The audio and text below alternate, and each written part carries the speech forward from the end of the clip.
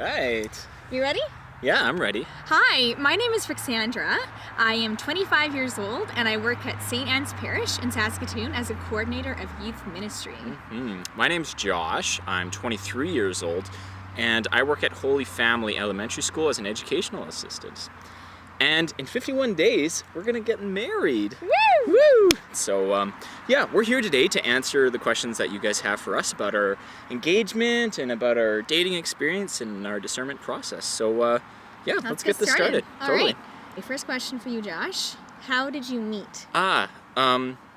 Yes, so we met playing volleyball together at this co-ed volleyball meetup that we used to go to on Saturdays. Still pretty much. Still go. Yeah, we still go to it. It's a fun thing. So yeah, that's when I first saw her. But it wasn't until a couple of years later that we got to know each other better. And here we are. How/when did you know you loved the other person? Good question. So for us, we knew that love was a choice. As much as we can get caught up in the emotions and all the other things, love was really a choice.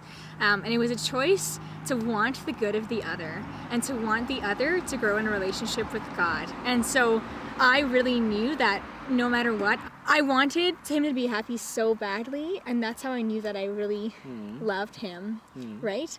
And the other question is, who said I love you first?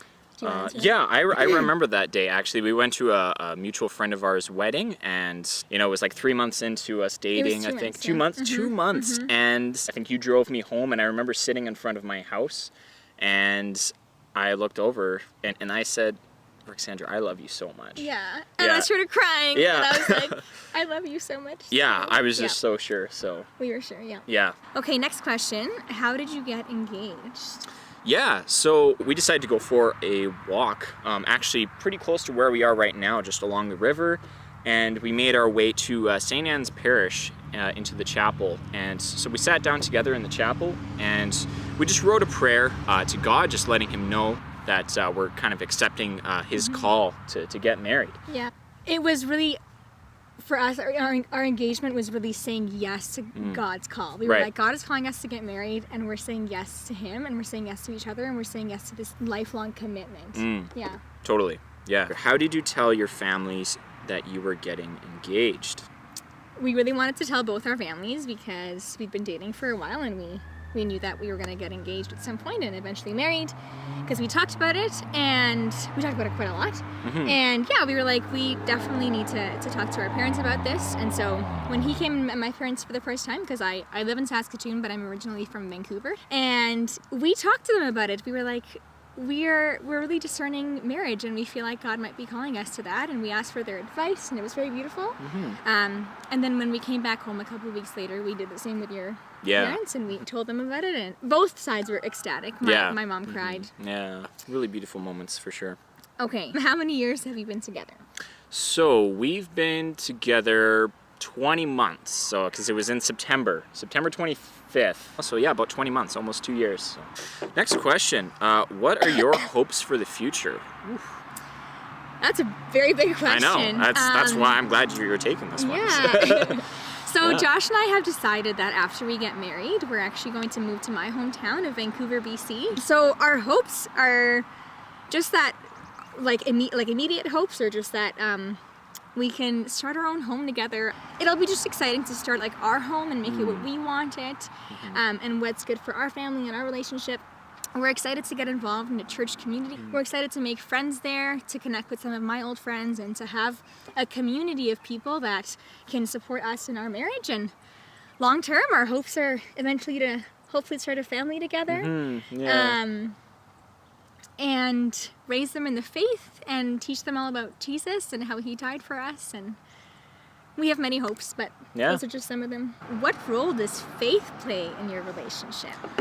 Yeah, so I think for us, we've really been blessed, I guess, even right from the get-go, our first day of dating, we talked to each other pretty quickly about that, about what faith means to us. And fortunately, prior to us starting dating, we had both placed Christ at the center of our lives, and we knew that serving the church is what we both had in our hearts. Yeah.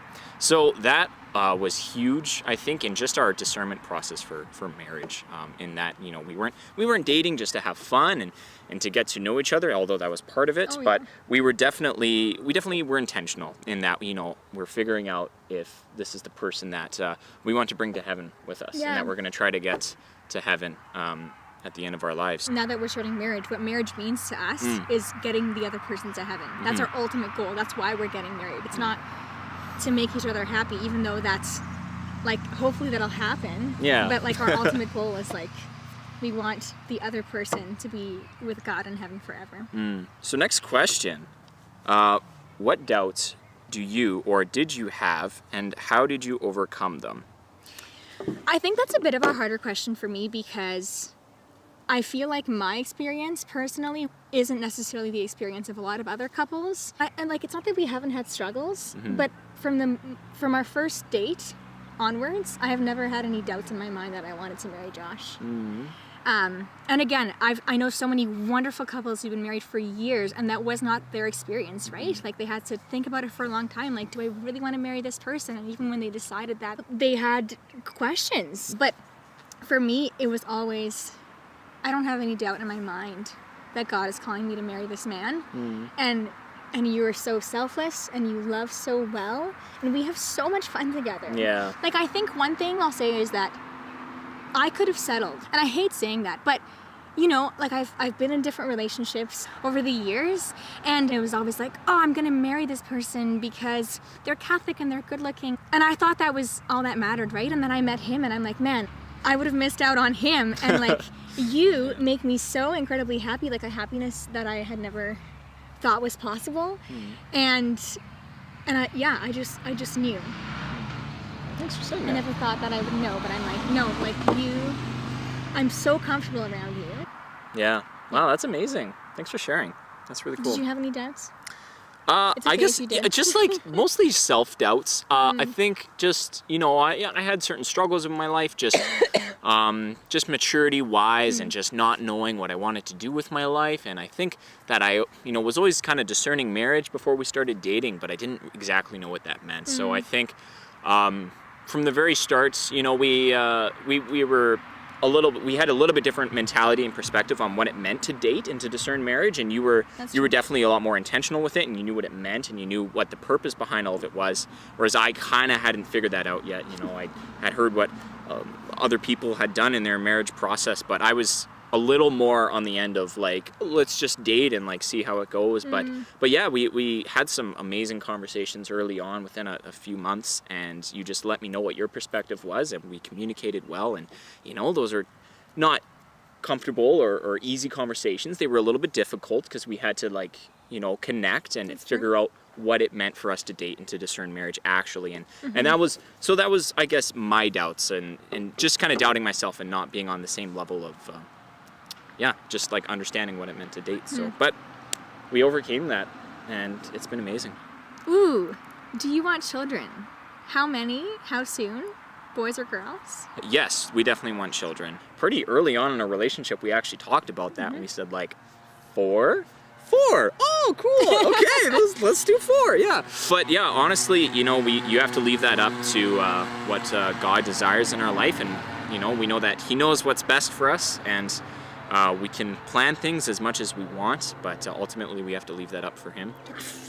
If I think about it objectively or logically, I think, you know, 2 boys, 2 girls. But again, we'll see what God has in store for us, and we'll figure it out. So, yeah. And the other one is how soon. So we really embrace the Catholic Church's teachings on contraception, and so ultimately, like, I don't know, we could get pregnant on our wedding night, and like, you know, like, it wouldn't be ideal, but that's okay, right? Like, God's plan over our plan. Like, ideally, we would love to wait until you finish school. But you know what? If that doesn't work out, that's okay. And we can't plan everything. And I've learned that I really need to let go of control in my life, and that life is a blessing. Okay, so next question is, how do you deal with your future in-laws? And are they good or bad? So I think that's something both of us have to answer. I think there's I don't know, what does good or bad mean? Pros and in-laws, cons. I feel like in-laws have a bad rep. So I understand this question. Yeah, totally. I think we're very blessed in that we both come from similar faith backgrounds, and so just that means that our parents see eye to eye with us and with each other on a lot of things. And your parents are so wonderful. I love them, and they welcome me so beautifully into the family right away. But there are hardships, and I think anybody would say that, right? And it's just because we're different. Like, we grew up in very different families, and not just with in-laws, but even each other. Like, I think one of the biggest conversations we've had over the last couple of years is just like, the way that you do things and the way that I do things is slightly different. And it could be as simple as like the way that we wash dishes. It's like simple thing, but it's just like different from the way that I would have done things. I was just gonna speak on like the differences and like you were saying, there are small differences, and when we're talking about them, it seems like a big deal. But then when we take a step back and talk about how like, oh, you were raised, so this is the way you do things, and this is how I was raised, and like those little differences, and they're not really a big deal in the big picture of things. Like, we are very blessed in that like we've been able to meld and get along with each other and with our parents. So. Okay. Do you have any regrets about your dating or engagement that we might be able to avoid? Okay, here's some water, dear. Thank you.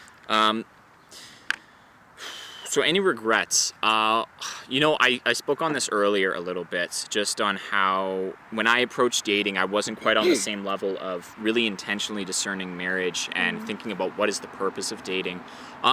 So that, the consequences of that is we had some difficult conversations, some uncomfortable conversations, and then we overcame it. How will you manage your finances? That's definitely huge, especially because we're going to be moving to Vancouver, and real estate there is quite expensive. So we definitely have to plan ahead and have really concrete long-term goals, and to be really disciplined with how we use our money. And that means having a budget, so like a daily budget and a monthly budget.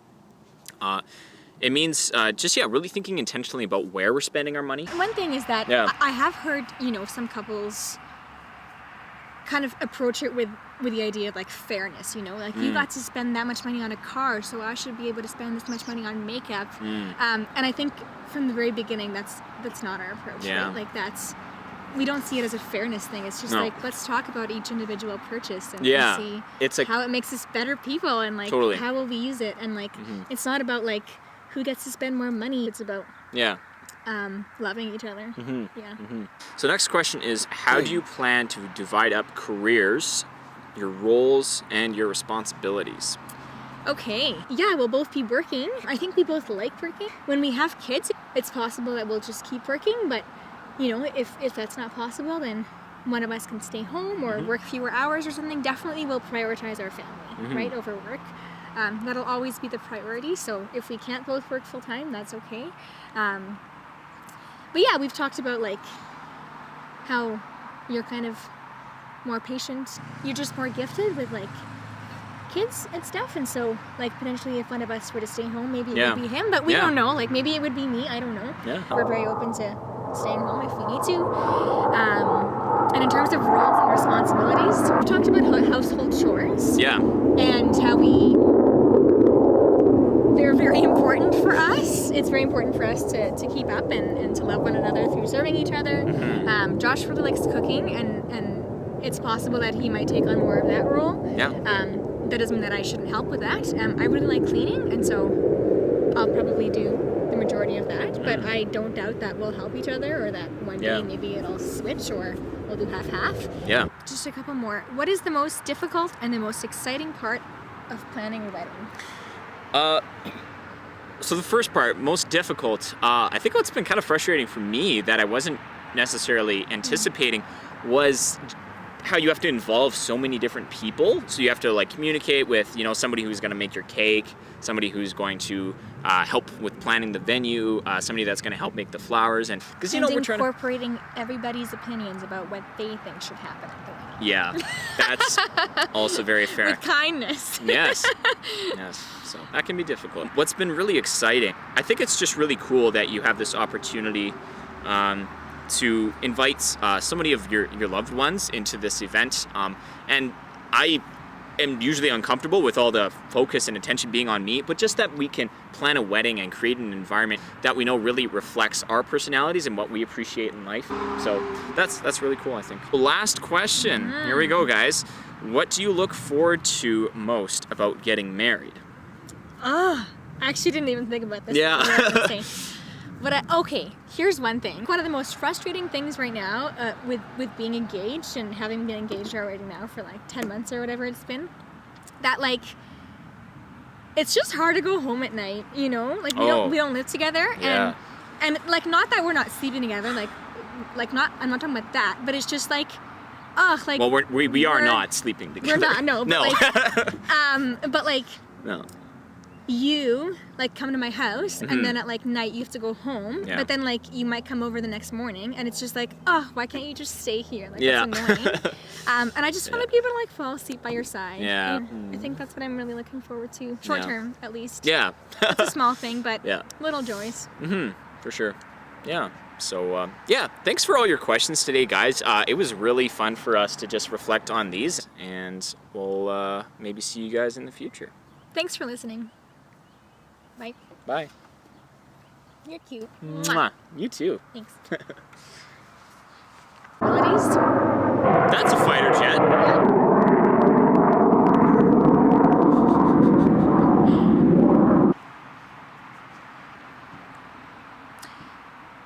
What?